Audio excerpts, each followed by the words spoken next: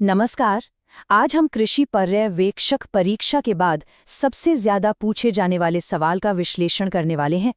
सवाल ये है कि आखिर कट ऑफ स्कोर क्या हो सकता है। चलिए एक्सपर्ट्स की राय को समझते हैं। तो आज हम किन किन बातों पर गौर करेंगे।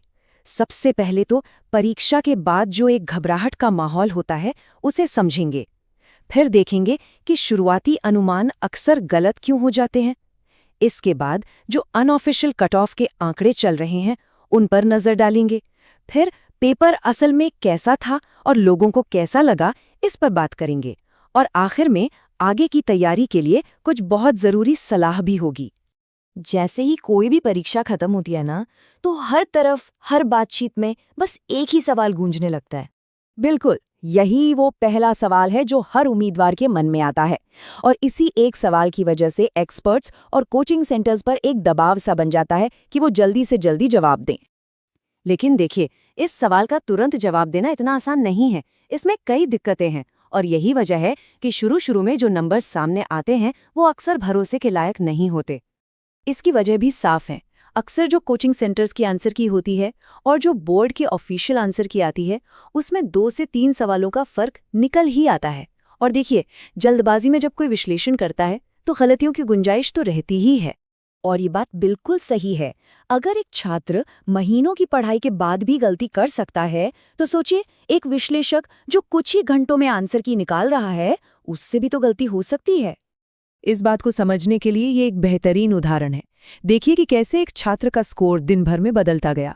सुबह जब उसने खुद चेक किया तो 93 सवाल सही थे, दोपहर तक 84 पर आ गया और शाम होते होते जब ठीक से नेगेटिव मार्किंग का हिसाब लगाया तो स्कोर 80 ही रह गया। तो चलिए अब उन आंकड़ों पर आते हैं जिनका सबको इंतजार रहता है। लेकिन एक बात साफ कर दें, ये नंबर बहुत ही शुरुआती डेटा पर आधारित हैं और इन्हें एक अनुमान ही समझना चाहिए।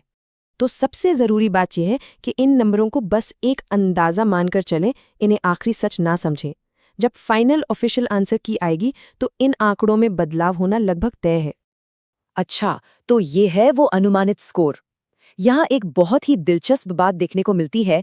लगभग सभी कैटेगरीज में कट ऑफ के बीच का अंतर बहुत ही कम है।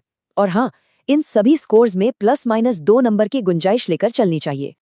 अब इन नंबरों से आगे बढ़कर खुद पेपर पर भी एक बड़ी बहस चल रही है कि वो आखिर था कैसा।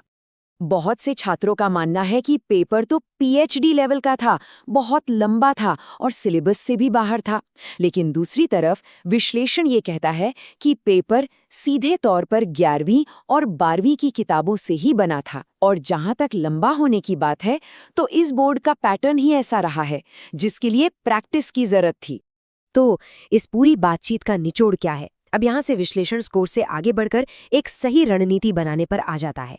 यहाँ एक बहुत ही साफ लाइन खींची गई है।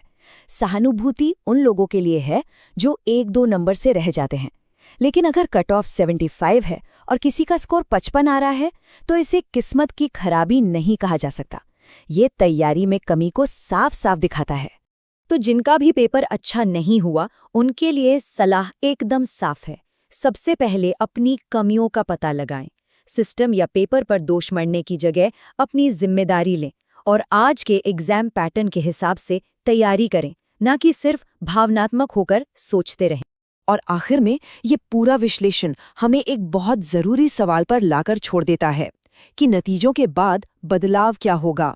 क्योंकि असली चीज़ कट ऑफ का नंबर नहीं है, बल्कि वो सबक है जिसे सीखकर भविष्य की तैयारी को बेहतर बनाया जा सके।